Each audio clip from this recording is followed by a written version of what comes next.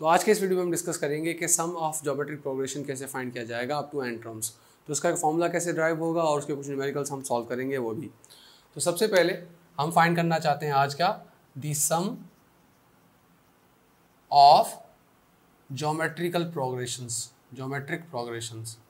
सो geometric progressions का sum कैसे निकाला जाता है अप टू n टर्म्स। तो कैसे होगा, आपको याद होगा कि ज्योमेट्रिक प्रोग्रेशन क्या थी कि a are power n1 a are square up to A R power n-1। ये एक हमारी ज्योमेट्रिक प्रोग्रेशन है जिसको हम जीपी कहते हैं। GP is geometric progression. हमें फाइंड करना है इसका सम। तो इसका सम कैसे फाइंड होगा, हम इसको कहेंगे sum up to n terms. और वो कैसे होगा, वो इस तरह होगा कि अगर इन सब के दरमियान प्लस की साइन आ जाए तो वो ज्योमेट्रिक सीरीज बन जाएगी, सिंपल। और ये हो जाएगा A R square A R same और A are square up to A R power n-1। तो ये हम सम करने के बाद ये हमारी इक्वेशन बन चुकी। ये हमारा इक्वेशन नंबर 1 है। बट ये कोई फॉर्मूला नहीं है, उसका फॉर्मूला किस तरह नहीं है। अगर लेट्स सपोज हम एग्जांपल लेते हैं कि हमारे पास एक ज्योमेट्रिक प्रोग्रेशन है, वो यूँ है कि 1 2 4 8 16 32। अगर हम इसका सम फाइंड करना चाहते हैं तो हमें क्या करना होगा, 1 + 2 + 4 + 8 + 16 + 32। तो इसको फिर मैन्युअली हमें इसको प्लस करना पड़ेगा, जो कि हम नहीं करना चाहते। हम एक फॉर्मूला ड्राइव करना चाहते हैं जो कि इस इक्वेशन को यूज़ करके हम एक फॉर्मूला बनाएंगे जो कि यहाँ पे डायरेक्ट अप्लाई होगा और विदाउट एनी लॉन्ग कैलकुलेशन हमें एक फॉर्मूला उसका आंसर दे देगा। वही फॉर्मूला हम ड्राइव करने जा रहे हैं अभी। तो वो किस तरह होगा, सबसे पहले हमारी इक्वेशन 1 बन चुकी है। तो इसके दो केस हैं। सो केस 1 के अंदर क्या चीज़ होगी, depending on the value of r, if r equals to 1। क्योंकि ज्योमेट्रिक प्रोग्रेशन है तो 1 और 1 का ना होना इंपॉर्टेंट है इसके अंदर। क्योंकि अगर ज्योमेट्रिक इक्वेशन 1 बन जाती है तो इसकी ज्योमेट्रिक प्रोग्रेशन में कोई चेंज ही नहीं आएगा। आप देखें किस तरह कि इफ़ आर इक्वल्स टू 1 बन जाएगा तो एस एन हो जाएगा ए इंटू आर था तो आर की जगह पे 1, ए इंटू आर स्क्वायर है तो ये हो जाएगा ए 1 का square up to A R power a 1 power n-1। तो सम क्या हो जाएगा, s n is equals to a plus a into 1 a, 1 का स्क्वायर भी 1 होता है, square into 1 square 1 1 into a आ गया up to A 1 power n-1 भी 1 होगा तो ये आ गया ए। तो ये n टाइम्स प्लस हुए हैं तो ये हो जाएगा एन ए। अब सवाल आएगा कि ये एन ए कैसे आया, ये हमने अर्थमेटिक सीरीज में डिस्कस किया था, वो वीडियो जाके देख सकते हैं। और अभी हम यहीं पे मैं बता सकता हूँ किस तरह हुआ। क्योंकि देखिए यहाँ से लेके यहाँ तक ये r पावर n-1 था और ये r पावर 0 था। इट मीन 0 से लेके n-1, इट मीन 1 से लेके n तक, तो ये n टाइम्स हो गया। 1 से लेके अगर हम n तक काउंट करें या 0 से लेके n-1 तक काउंट करें, total number of terms n ही रहेगा। तो इट मीन्स कि इसका टोटल सम क्या होगा, na। ये सम तब बनेगा जब केस 1 होगा। और केस 1 क्या है, वो केस 1 ये है कि जब r इक्वल्स टू 1 है। इफ़ r इक्वल्स टू 1 तो फॉर्मूला ये रहेगा कि s n is equals to n a. For example हमारी ज्योमेट्रिक प्रोग्रेशन है 2 2 2 2, इस तरह हम ज्योमेट्रिक प्रोग्रेशन हमारी आ गई। क्योंकि इसके अंदर डिफरेंस कॉमन रेशियो जो है वो 1 है, तो वो क्या हो जाएगा, s n equals to n a. N क्या है हमारे पास, कितनी बार टर्म आया, 5 टाइम्स, और ए कितनी बार यूज़ हुआ, 2 टाइम्स, 5 2 10। देखो 4 6 8 10। तो इस तरीके से इसका डायरेक्ट फॉर्मूला लग सकता है। और ये अर्थमेटिक प्रोग्रेशन अर्थमेटिक सीरीज से भी किया जा सकता है। उसका फॉर्मूला आपको याद होगा, s n is equals to n/2 a plus l, या एक दूसरा फॉर्मूला था 2a + n-1 d वाला। तो ये 5/2, a क्या है 2, l क्या है 2, तो क्या हो गया 5/2, l लास्ट टर्म था, 4/2 2 टाइम्स 2 5 10। इस तरीके से भी किया जा सकता है, वो भी हमारा टॉपिक नहीं है, हम डिस्कस आज कुछ और कर रहे हैं। तो ये फर्स्ट केस हो गया, जब r जो है वो 1 होगा, कॉमन रेशियो 1 होगा, तो ये हमारी कंडीशन आएगी। Case 2, if r does not equals to 1, जब r 1 नहीं होगा। जैसे मैंने आपको कहा था कि r 1 होता है तो कोई चीज़ चेंज नहीं होती, ज्योमेट्रिक प्रोग्रेशन वैसी की वैसी कंटिन्यू रहती है। और यहाँ पे r 1 नहीं है तो इट मीन्स r की value may be greater than 1, may be less than 1, कुछ भी हो सकती है, बट 1 नहीं होगी। तो उस केस में सीक्वेंस का बढ़ना या कम होना पॉसिबल है। जब r 1 था तो सीक्वेंस का इंक्रीज या डिक्रीज होना पॉसिबल ही नहीं था।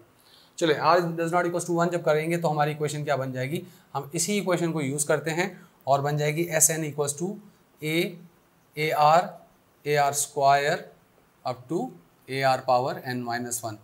अब इस इक्वेशन को हम मल्टीप्लाई कर देंगे r के साथ, multiply r on both sides. जब बोथ साइड्स हम r मल्टीप्लाई करेंगे तो ये हो जाएगा r इंटू एस एन और ये हो जाएगा ए आर, r से मल्टीप्लाई हो गया। जब ए आर r से मल्टीप्लाई होगा तो हो जाएगा A R square, A R square जब r से मल्टीप्लाई होगा तो हो जाएगा r cube up to A R power n minus one, जब r से मल्टीप्लाई होगा तो n हो जाएगा। कैसे?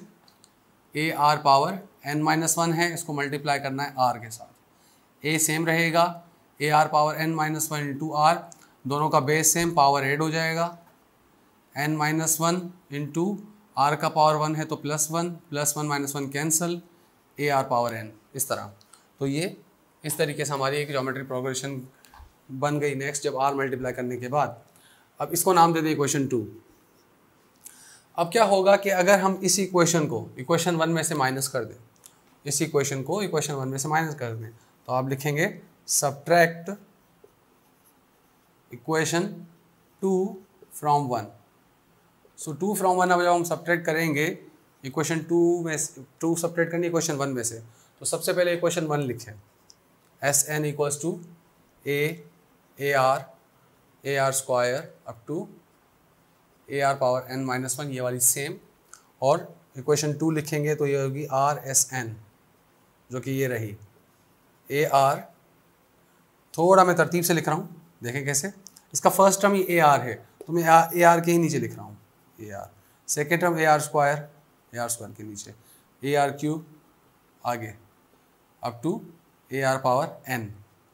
अच्छा, ये हमारी इक्वेशन हो गई। अब हमें सब्ट्रैक्ट करनी तो सिंबल चेंज हो जाएंगी, ठीक है। तो क्या होगा, ये A R cancel, A R square cancel, A R square के बाद ए आर क्यूब आता, वो इससे कैंसिल होता।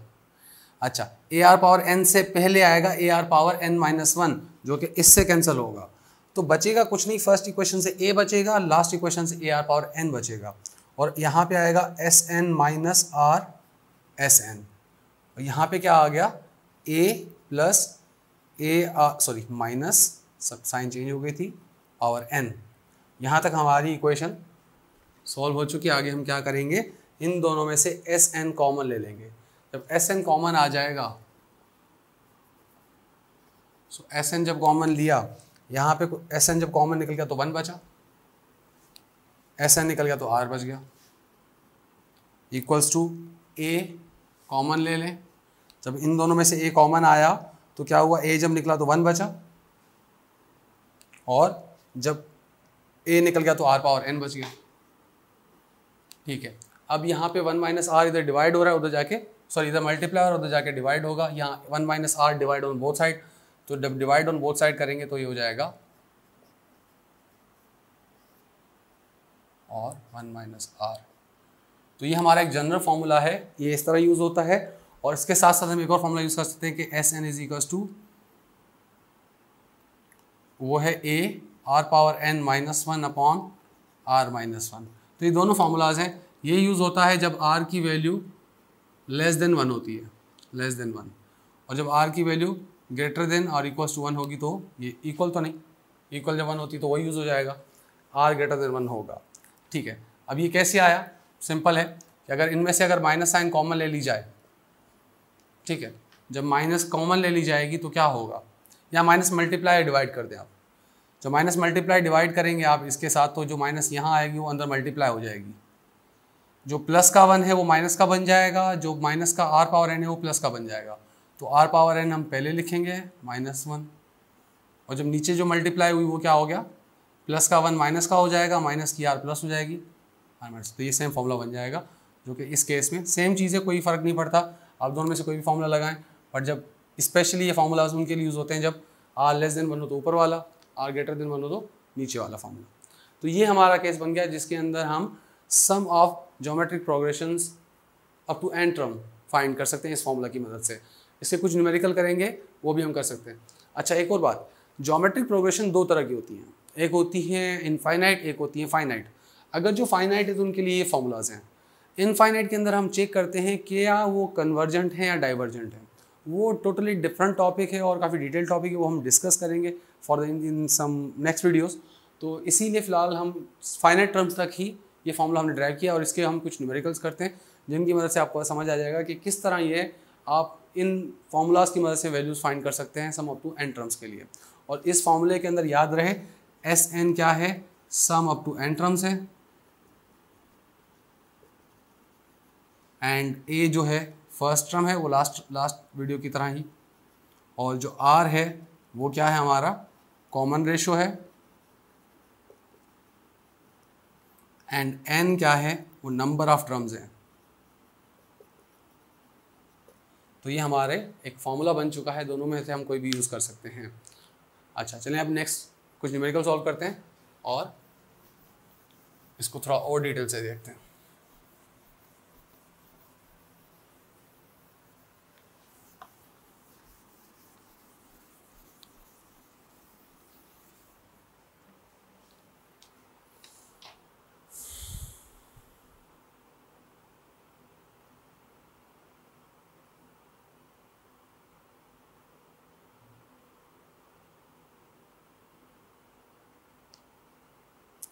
अब लेट सपोज हमारे पास क्वेश्चन नंबर 1 है और वो है सम दी सीरीज।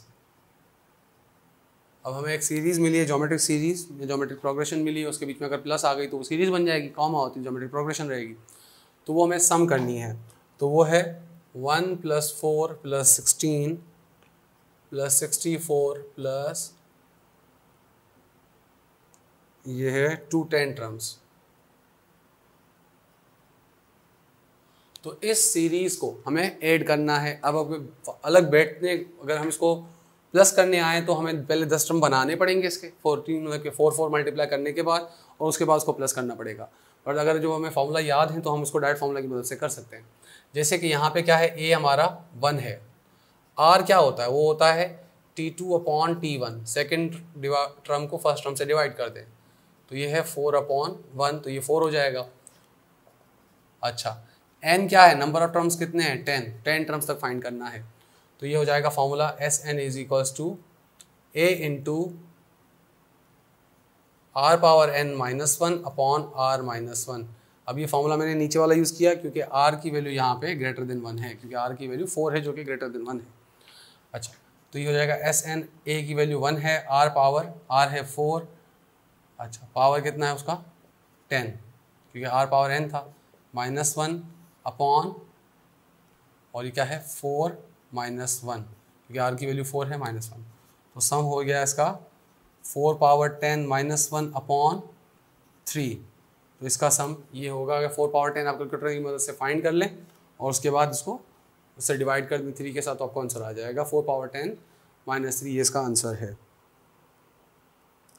अगर कैलकुलेटर की मदद से हम सॉल्व करें तो इसका आंसर डायरेक्ट आ जाएगा आपका 349,525, 349,525, इस तरीके से ये आपका आंसर आ जाएगा। अगर आप कैलकुलेटर में 4⁻10 करें, -1 करें, डिवाइडेड बाय 3 करते हैं तो आंसर आ जाएगा। अच्छा तो ये एक सवाल हो गया। इस तरीके से हमें कोई एक और सवाल करते हैं।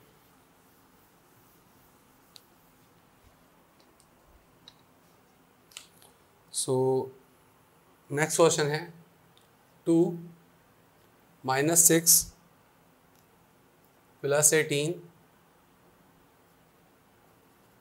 -54 + 28 टर्म्स। अच्छा तो यहाँ पे क्या होगा सॉल्यूशन, फर्स्ट टर्म हमारा सेम 2 है, r की वैल्यू क्या होती है T2/T1, सेकेंड टर्म को थर्ड मतलब के फर्स्ट टर्म से डिवाइड कर दो, -6/2 ये हो गया -3। अच्छा उसके अलावा n 8 टर्म्स तक फाइंड करना है, तो ये -3 <1 है, तो Sn हो जाएगा a into 1 - r⁻n upon 1 - r। अच्छा तो अब वैल्यूज पुट करें, Sn = a की वैल्यू क्या है 2, 1 - r⁻n, तो r है हमारा -3, n क्या है 8 अपॉन 1 - -3, तो Sn हो जाएगा 2 1 - 3/8 अपॉन 1 + 3। अब 3 पावर 8 क्यों आया? क्योंकि नेगेटिव है, नेगेटिव के ऊपर इवन पावर है तो वो ऑटोमेटिकली प्लस हो जाएगा, तो अंदर वाला टर्म प्लस हो गया, जो बाहर की साइन थी वो सेम आ गई।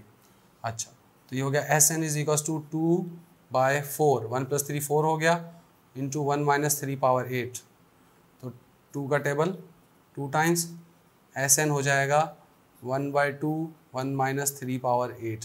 अब कैलकुलेटर में 3 पावर 8 फाइंड करें और 1 में से माइनस करके उसका आंसर निकाल लें, आपको सम मिल जाएगा कि कितना सम हो जाना है इसका।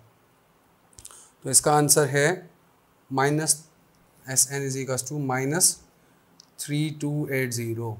अगर आप इसको पहले फाइंड करें 3 पावर 8 कितना होता है, जो भी आंसर आएगा 1 में से माइनस करें, उसको 2 से डिवाइड कर दें, आंसर आ जाएगा। तो ये आपका एक और सवाल होगा जिसके अंदर r की वैल्यू लेस देन 1 थी। कुछ और सवाल करते हैं इसके।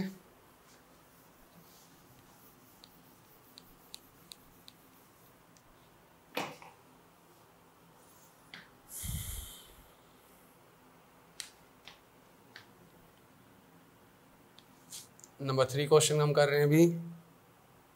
1 - 1/4 1/16 1/64, ठीक है। तो अप टू n टर्म्स।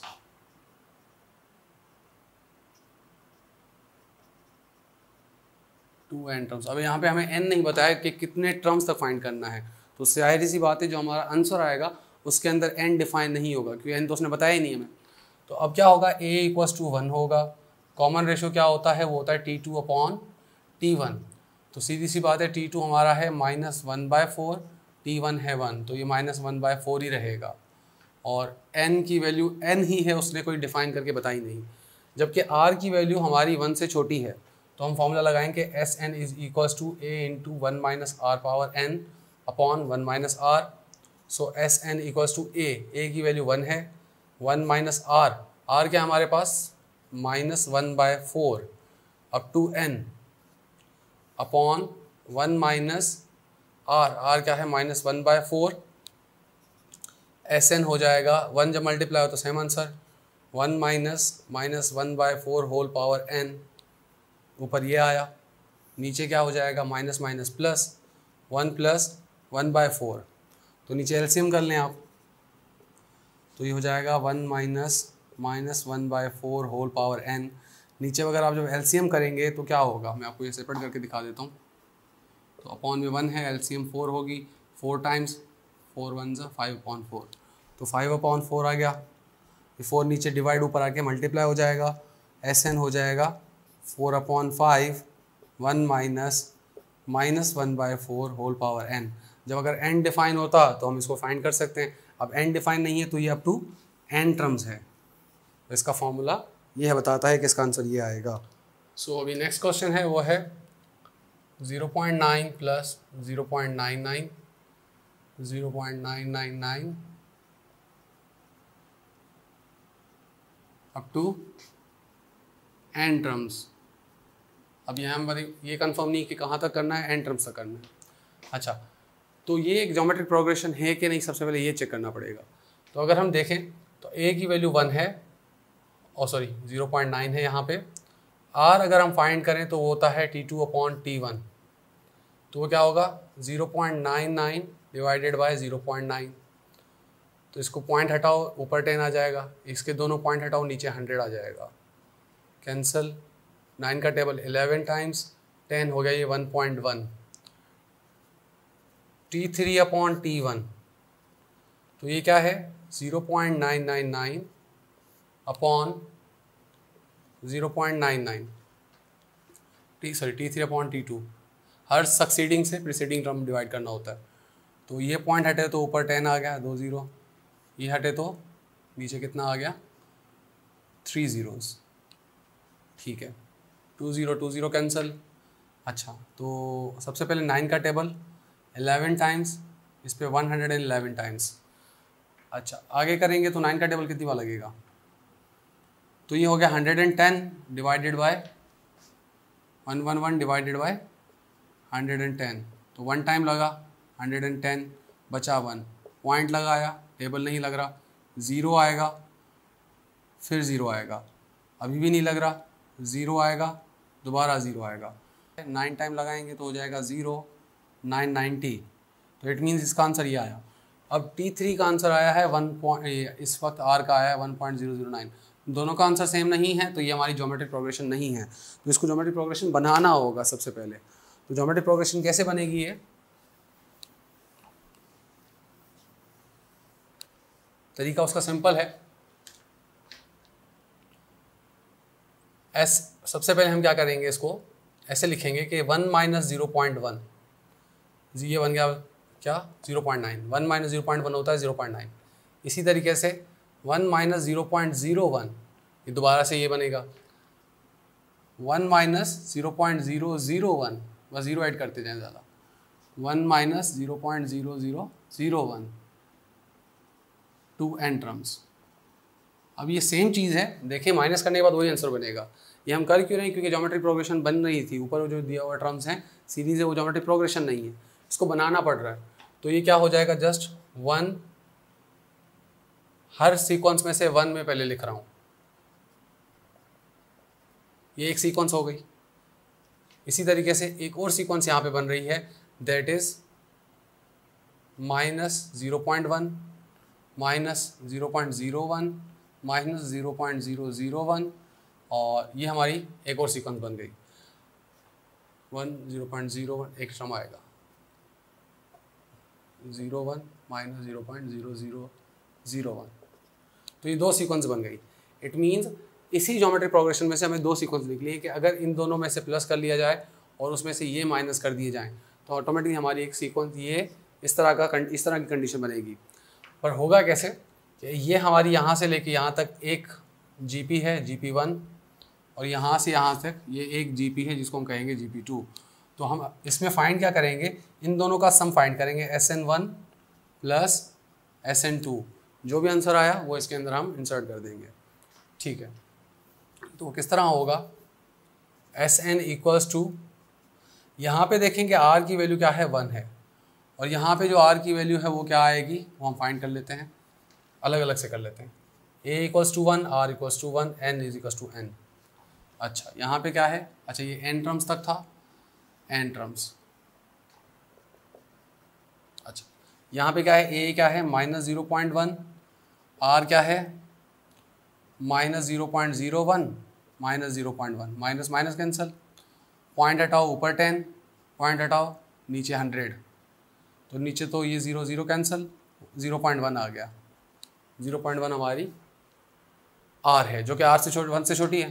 तो यहाँ पे जो फॉर्मूला बनेगा Na बनेगा इसके लिए, माइनस इनके लिए क्या बनेगा, वो बनेगा a इंटू 1 माइनस, अच्छा ये 1 minus r power n upon 1 minus r, क्योंकि 1 से छोटा है।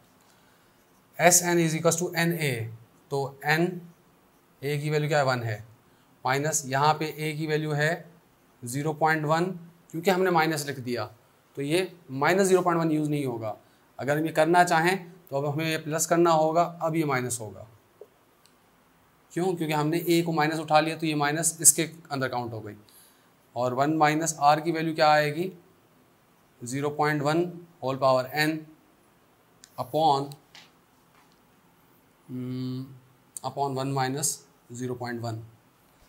ठीक है, तो ये हो गया Sn is equal to n plus minus minus, अच्छा तो ये हो गया 0.1 into 1 minus 0.1 whole power n upon यहाँ पे क्या है 1 माइनस 0.1, तो हो गया ये 0.9।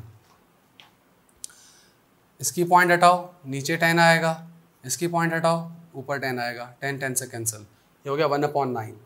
तो Sn आ जाएगा n माइनस 1/9, 1 माइनस, तो ये 0.1 होल पावर n ऐसे भी लिख सकते हैं, या 0.1 को हम 1/10 भी लिख सकते हैं होल पावर n, जो भी आप लिख लें, पॉइंट हटानी है सिर्फ। तो ये हमारा इसका सम हो जाएगा अप टू n टर्म्स तक।